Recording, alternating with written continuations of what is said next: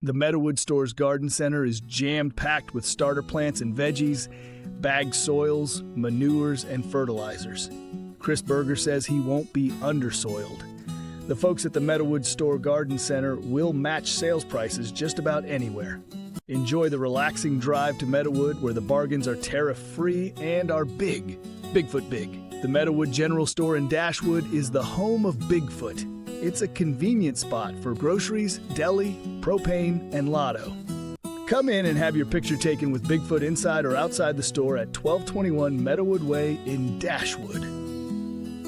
In a little town by the sea where the stories never end, lived Captain Dave and his crew, every child's favorite friend. With a smile as wide as the ocean and a heart that's full of dreams, he sails a mellow submarine where magic gleams and beams. Every morning at sunrise, when the world awakes anew, Captain Dave and his crew set sail in waters deep and blue. Through the ticking clock of time, where adventures come alive, they laugh and learn and play each day in their underwater dive. Captain Dave and the Mellow Submarine. Captain Dave adjusted his bright blue captain's hat and peered through the periscope of the Mellow Submarine. "First Mate Larry, are we ready to set sail?" Captain Dave called out. "Aye, aye, Captain," replied Larry the lobster, clicking his bright red claws together. Larry wasn't an ordinary lobster. He wore a tiny sailor's hat, and he could talk. He was Captain Dave's best friend and helper on all their adventures. Today was a special day. Captain Dave and Larry were going to navigate through Active Pass, a narrow channel of water between Main Island and Galianoisland in the beautiful Gulf Islands. "Do you remember what we need to check before we sail?" Captain Dave asked, turning to a group of children sitting on colorful cushions inside the boat. "The weather," called out a little girl with pigtails. "The tide charts," shouted a boy with freckles. "And our navigation equipment," added another child. "Excellent!" Captain Dave beamed. "You're all going to be wonderful sailors someday." Captain Dave loved taking children on educational adventures around the Gulf Islands. He taught them about the sea, marine life, and how sailors find their way across the water. Larry scuttled over to the weather station and checked the small computer screen. "Clear skies with light winds from the northwest, Captain. Perfect day for sailing through Active Pass. And the tide is coming in. That's called a flood tide," Larry explained to the children. "It means the water is flowing from the Strait of Georgia into the pass. We should have a nice current helping us along." Captain Dave nodded approvingly. "That's right, and in navigation, we always want to know about currents, because they can either help push our boat along or work against us." "Like when you're swimming," said one of the children. "It's easier to swim with the current than against it." "Exactly!" Larry clicked his claws excitedly. Captain Dave started the engine, and with a gentle purr, the Mellow Submarine moved away from the dock. The water sparkled in the morning sunlight, and seagulls soared overhead. "Everyone, put on your life jackets," Captain Dave reminded them. Safety was always the first priority on the Mellow Submarine. As they chugged along, Captain Dave showed the children how to use a compass. "A compass always points north," he explained, holding up a shiny brass compass. "And when we know which way is north, we can figure out all the other directions." "But how do you know where to go if you can't see land?" asked a curious little boy. "Great question," Captain Dave smiled. "For that, we use charts, which are special maps for the sea. And we can use landmarks like lighthouses to help us know exactly where we are." "Speaking of lighthouses," Larry piped up, "we'll be passing by the Active Pass lighthouse soon." The children gathered at the windows, excited to see their first lighthouse of the day. As the Mellow Submarine approached Active Pass, something strange began to happen. The clear blue sky suddenly darkened, and a patch of fog appeared right in front of them, but only in the pass itself. "That's odd," Captain Dave said, furrowing his brow. "The forecast didn't mention any fog today." The children looked nervous as the Mellow Submarine entered the misty passage. The fog was thick and swirling. "Don't worry, everyone," Captain Dave said reassuringly. "We have modern navigation equipment to help us. The radar uses radio waves to detect objects around us, even in fog. And we also have GPS, which uses satellites to tell us exactly where we are." Despite the high-tech equipment, Captain Dave reduced their speed. "When visibility is poor, good navigators always slow down," he explained. "Safety first." Larry anxiously clicked his claws as he peered into the fog. "Captain, something feels different about this fog. It's almost as if it's magical." Just as Larry said this, a faint glow appeared in the distance. Through the swirling mist, a shape began to emerge. "Is that a ship?" whispered one of the children. Indeed, a vessel was taking form through the fog. It had tall masts with large, billowing sails. It looked old-fashioned, like something from a history book. "That's a sailing ship from long ago," Captain Dave said, amazement in his voice. "It looks like it's from the early 1900s. As they drew closer, they could see that the ship had an eerie, glowing quality. The wooden hull seemed to shimmer, and they could almost see through parts of it. "It's a ghost ship!" gasped Larry, his eyes wide with wonder. The phantom ship was sailing slowly, as if it wanted the Mellow Submarine to follow it. Its sails were full, even though there was no wind in the foggy pass. "What should we do, Captain?" Larry asked. "We'll follow it, but carefully," Captain Dave decided. "This could be something special." He checked their position on the GPS and made sure they weren't near any dangerous rocks or shallow areas. Even when following ghost ships, a good captain always maintains proper safety protocols. The mysterious sailing vessel led them through the narrowest part of Active Pass, where the currents were strongest. "In the days before engines, ships had to time their passage perfectly with the tides," Captain Dave told the children. "If they got it wrong, they could be stuck waiting for hours, even run aground." Suddenly, the ghost ship veered toward the Galianoisland shore, heading into a small inlet that Captain Dave had never noticed before. "That's strange," he muttered. "I don't remember seeing that inlet on the charts." Larry examined the nautical chart. "It's not marked here, Captain." The phantom ship continued toward the hidden inlet, then turned and seemed to beckon to them, its lantern swinging back and forth like a signal. "It wants us to follow," whispered a wide-eyed little boy. Captain Dave checked their depth finder to make sure there was enough water, then cautiously steered towards the mysterious inlet. As they approached the shore, the fog began to thin. The ghost ship sailed into the hidden inlet and slowly faded away until it disappeared completely. The fog lifted entirely, revealing a perfect little cove surrounded by tall evergreen trees. At the back of the cove stood an old, weathered building, a small lighthouse that looked like it hadn't been used in many years. "I've never seen this place before," Captain Dave said, his voice filled with wonder. "And I thought I knew every inch of these islands." "It's like the fog and the ghost ship wanted to show us something," Larry said thoughtfully.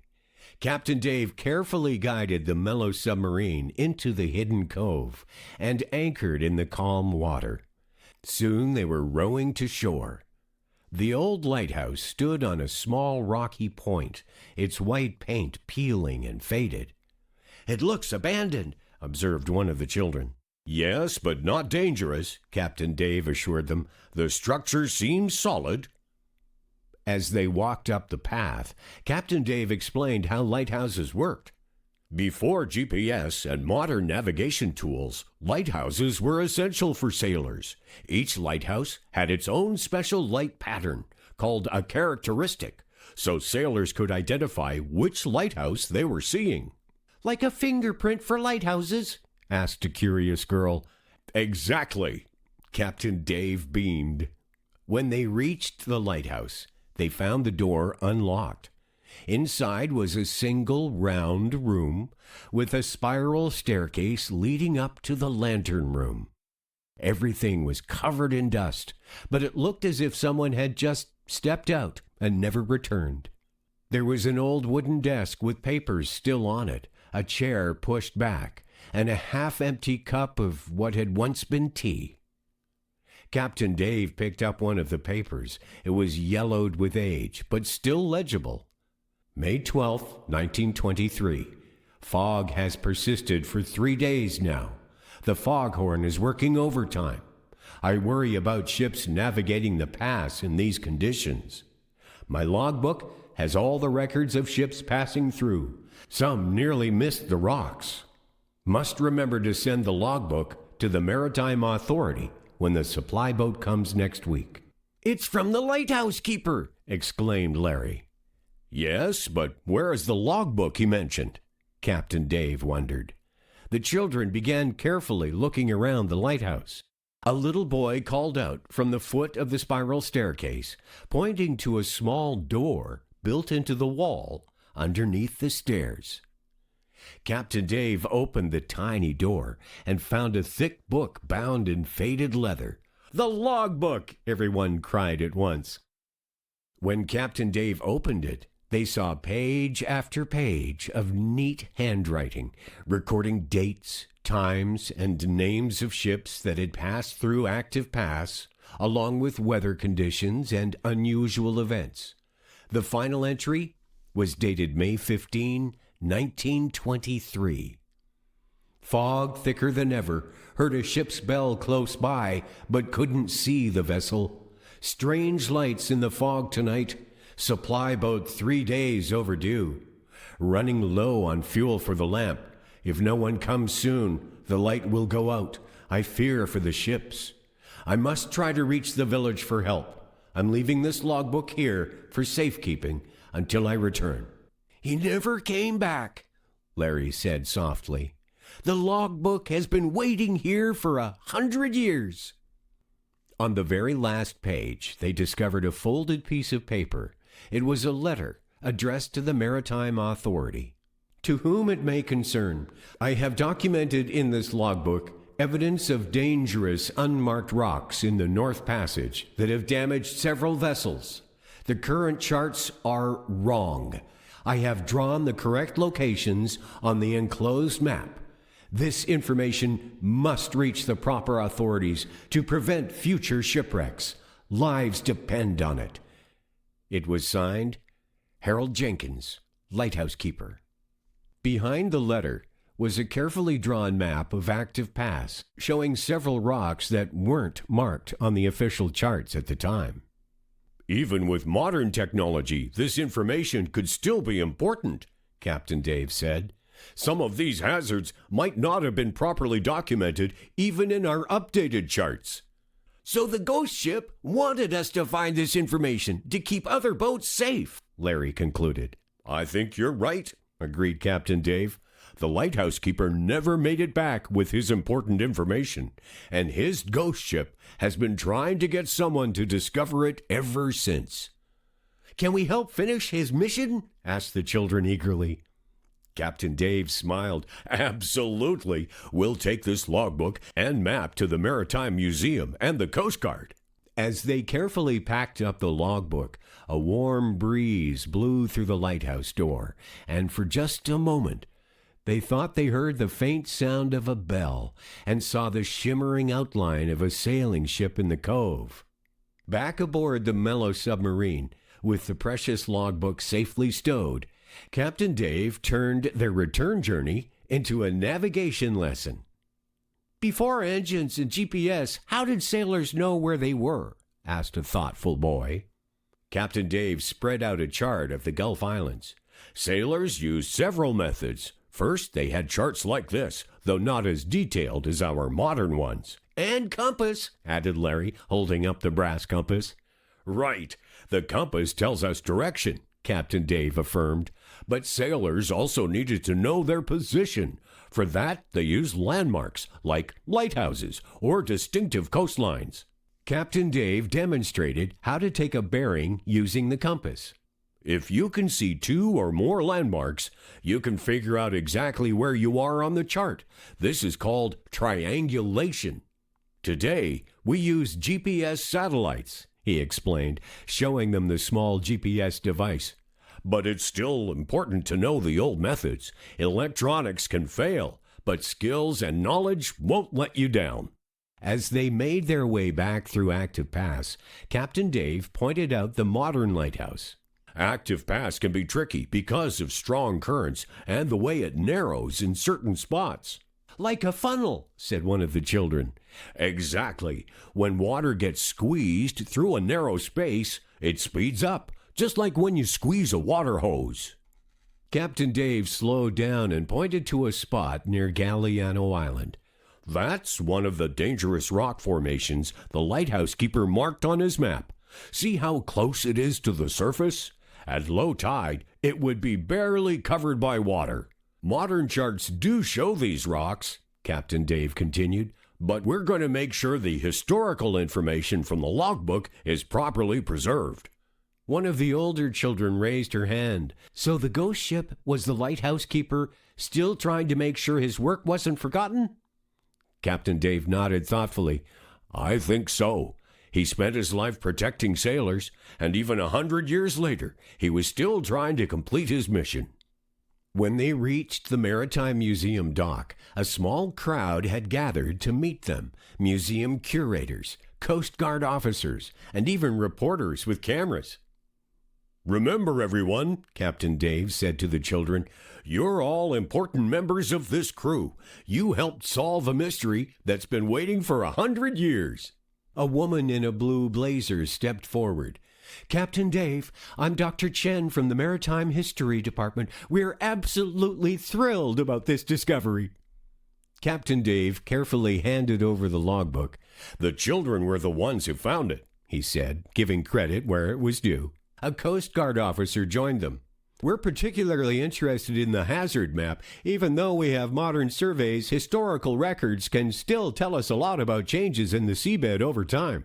The children told their adventure, how they'd followed the ghost ship and discovered the hidden lighthouse. Harold Jenkins, said Dr. Chen, reading from some notes. We have records of him serving as lighthouse keeper, but it was always a mystery what happened to him. According to our archives, there was a terrible storm the night he disappeared. His last entry was about going for help because he was running out of fuel for the light, Captain Dave added. The Coast Guard officer nodded solemnly. It was different back then. The lighthouse keepers were often completely isolated. Their dedication saved countless lives. Will you add the rocks he found to the modern charts? Asked one of the children. We'll certainly compare his observations with our current charts, the officer assured them. And we'll give him proper credit for his work. Dr. Chen added, and we'll create a special exhibition about Harold Jenkins and his lighthouse. Your discovery has filled in an important piece of Gulf Island's maritime history. As the grown-ups continued talking, Larry nudged Captain Dave and pointed toward the water. Just for a moment, a patch of fog appeared, and within it, the faint outline of an old sailing ship. It seemed to dip its bow once, before dissolving back into clear air. Later, as they enjoyed celebrating with ice cream and a special seaweed treat for Larry, one of the children asked, Captain Dave, will we have more adventures on the Mellow Submarine? Captain Dave adjusted his bright blue captain's hat and smiled. The sea is full of stories and mysteries waiting to be discovered, and with good navigation skills, a curious mind, and friends to help along the way, there's no limit to the adventures we can have. Larry clicked his claws in agreement. Next time, I hope we meet a friendly octopus. I've always wanted an octopus friend." Everyone laughed, and as the sun began to set over the Gulf Islands, they knew that while today's adventure was ending, many more were waiting just over the horizon. When the night falls softly and stars light up the sky, Captain Dave tucks his crew in with a gentle lullaby. Dreams of whales and mermaids, of treasures lush and green, await each little sailor aboard the Mellow Submarine. The Meadowood Store's garden center is jam-packed with starter plants and veggies, bagged soils, manures, and fertilizers. Chris Berger says he won't be undersoiled. The folks at the Meadowood Store Garden Center will match sales prices just about anywhere. Enjoy the relaxing drive to Meadowood, where the bargains are tariff-free and are big. Bigfoot big. The Meadowood General Store in Dashwood is the home of Bigfoot. It's a convenient spot for groceries, deli, propane, and lotto. Come in and have your picture taken with Bigfoot inside or outside the store at 1221 Meadowood Way in Dashwood.